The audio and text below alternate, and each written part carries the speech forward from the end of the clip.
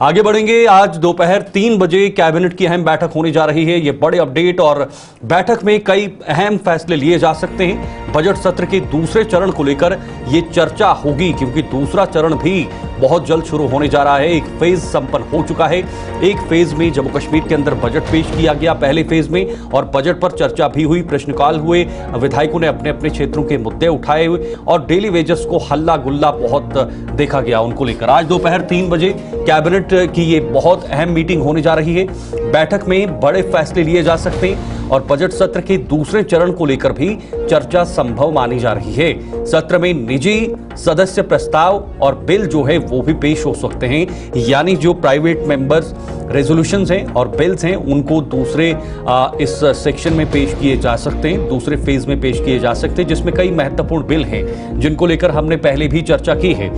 चाहे वो शराबबंदी को लेकर हो, चाहे वो डेली वेजेस को लेकर हो, चाहे वो लैंड एंड जॉब सेफ्टी को लेकर हो, या फिर सरकारी जमीनों पर बैठे हुए जो लोग हैं उन्हें कैसे मालिकाना हक दिलाया जाए, ये तमाम बिल पेश हो सकते हैं। अगला जो सत्र होगा, अगला जो फेज होगा 7 से लेकर अगले कुछ दिनों तक ये चलने वाला है, उसको लेकर सरकार अभी से प्लानिंग बना रही है। पूरी कैबिनेट मिलकर ये बैठक करेगी और कैबिनेट में फैसला लिया जाएगा कि आखिर सत्र में किस तरह से इस सत्र को आगे बढ़ाना है। विनोद कुमार जी, वरिष्ठ पत्रकार, इस वक्त हमारे साथ इस खबर पर ज्यादा जानकारी देंगे, हमारे साथ ज्वाइन हो चुके हैं। विनोद जी, एक जो पूरा फेज है वो संपन्न हो चुका है, हमने देखा, आपने बहुत करीबी से उसे कवर भी किया है, उसका आउटकम क्या आया वो सबके सामने है।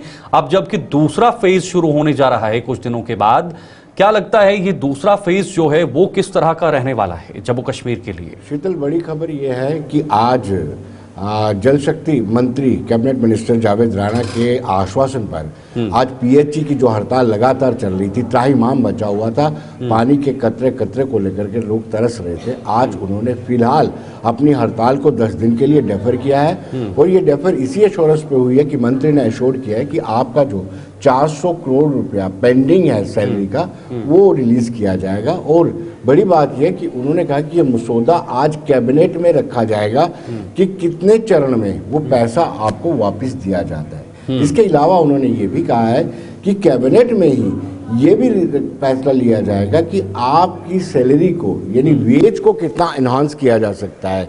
क्या इस पर उन्होंने ये भी थोड़ा बहुत एश्योरेंस दिया है कि मिनिमम वेजेस एक्ट के तहत आपको उस दायरे में, उस प्रीव्यू में लाया जाएगा ताकि आपको भी मिनिमम वेजेस एक्ट मिले। ये बहुत बड़ी खबर है, क्योंकि जम्मू कश्मीर की आवाम इस वक्त पानी संकट, जल संकट को लेकर के कहीं ना कहीं जूझ रही थी, तो आज ये बड़ा फैसला हुआ है। विनोद जी, लोग तो जल संकट से जूझ रहे हैं, लेकिन जो डेली वेजर्स हैं वो भी पिछले कई सालों से अपनी मांगों को लेकर जूझ रहे हैं, तो क्या उनके लिए ये माना जा सकता है कि सरकार अब प्रतिबद्ध है, सरकार गंभीर है? जो डेली वेजर्स कह रहे थे कि उमर अब्दुल्ला का एटीट्यूड, उमर अब्दुल्ला का जो रवैया है वो डेली वेजर्स की तरफ पॉजिटिव नजर नहीं आ रहा है। इस तरह के एश्योरेंस पहले भी मिले हैं, लेकिन मैं जो हड़ताल कर रहे हैं उनको डिमोरलाइज नहीं करना चाहता, क्योंकि नई सरकार है, अभी 4-5 महीने हुए हैं उनको आए हुए, हो सकता है उन्होंने कोई रोड मैप बनाया हो, लेकिन इससे पहले भी कई बार मीटिंग्स हुई हैं, मिनट्स ऑफ द मीटिंग्स भी निकले, लेकिन उसके बावजूद भी इनको रेगुलराइज नहीं किया गया। सबसे बड़ी मीटिंग जो 2014 को कैबिनेट सब कमेटी की हुई थी और कैबिनेट सब कमेटी के रिकमेंडेशन को लागू नहीं किया गया था, उससे बड़ा कोई एश्योरेंस नहीं मिल सकता है। लेकिन आज एश्योरेंस मिला है और हो सकता है कुछ पॉजिटिव बातें हुई हो, जिसके चलते इन्होंने 10 दिन के लिए अपनी हड़ताल को डेफर किया है, प्रदर्शन चलते रहेंगे। विनोद जी, जब दूसरा सत्र, दूसरा फेज शुरू होगा तो ये माना जा रहा है कि कुछ अहम बिल पेश किए जा सकते हैं। उन बिलों को आप कैसे आंकलन करेंगे, उनका कैसे एनालाइज करेंगे, और उस समय का माहौल क्या देखने को मिल सकता है विधानसभा के अंदर?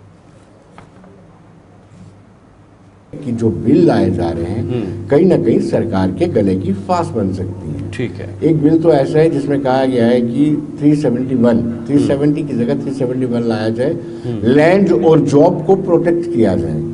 तो उसमें कहीं ना कहीं केंद्र सरकार, जेएनके की गवर्नमेंट फंस सकती है, क्योंकि केंद्र सरकार पर निर्भर है और केंद्र सरकार के अगेंस्ट ये गवर्नमेंट नहीं चल सकती है।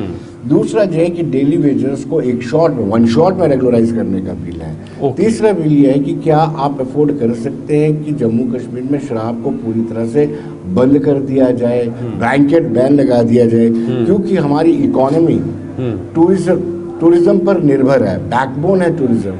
तो क्या जो टूरिस्ट यहाँ पे आएंगे वो लीकर का सेवन नहीं कर सकते हैं? तो इस तरह के बिल, एक बिल ये भी है कि जो लोग लंबे समय से सरकारी लैंड पर विराजित हैं उनको ऑनरशिप राइट दिया जाए, ये भी संभव नहीं है। तो कहीं ना कहीं जो 7 अप्रैल से 9 अप्रैल तक सेशन चलने वाला है उसमें बहुत सारे ऐसे महत्वपूर्ण बिल हैं जिसको लेकर के सत्ता पक्ष और विपक्ष के बीच में गतिरोध बन सकता है। तो सरकार का क्या रवैया होगा इन बिलों को लेकर? सरकार का क्या फीडबैक रहेगा सदन के अंदर?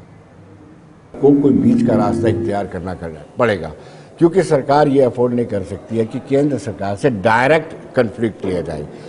सरकार जो जम्मू कश्मीर की सरकार है कोई बीच का रास्ता की लाइन टो करेगी और जो बिलों को होगा उनको भी एड्रेस करने की कोशिश करेगी, जो बिल पेश कर रहे हैं उन सदस्यों को भी सेटिस्फाई करने का प्रयत्न जरूर करेगी। ठीक है, बहुत बहुत शुक्रिया आपका विनोद जी हमारे साथ जुड़ने के लिए, बहुत महत्वपूर्ण जानकारी दी है। अगला फेज 7 से शुरू होगा, 9 तक चलेगा, 3 दिन का होगा, लेकिन 3 दिन में बहुत सारे बिल सामने लाए जा सकते हैं जिन पर चर्चा होगी और सरकार के सामने ये चुनौती होगी कि कैसे उन बिलों के साथ डील किया जा सकता है।